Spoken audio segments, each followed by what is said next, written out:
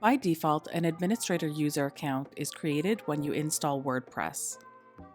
However, as you start to build your website, you may need to add other users to the website to help build it and maintain it for you, and also contribute when it comes to content. So if you'd like to add a new user to your WordPress website, head on over to Users in the left-hand navigation and click on Add New. From there, you'll need to add a username as well as an email address.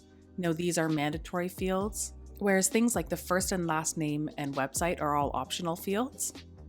So go ahead and enter your username and email.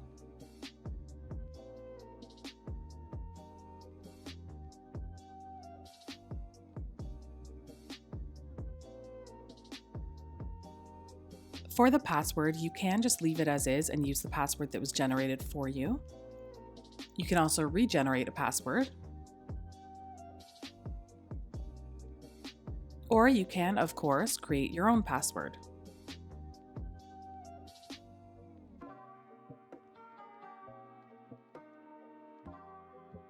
And let's leave this area checked off. That way the new user will receive an email saying that they've got a new account set up.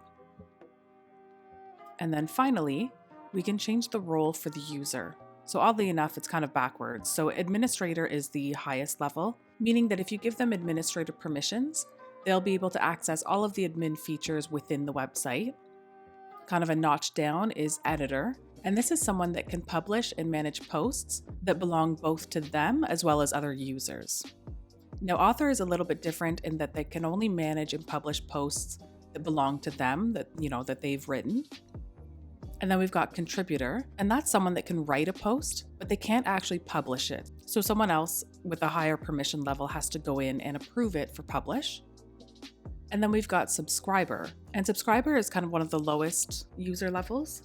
And they can basically only view the content. They can't actually write anything or publish anything or do anything that these guys can. And then we've got some SEO specific user roles, and that's because we've got an SEO plugin installed. So I'm gonna go ahead and leave this at admin. So let's say you've got, a web developer that you wanna put on the site. They will need a very high level of access to make the changes that you need them to. So once you've selected the user account role, go ahead and click on Add New User.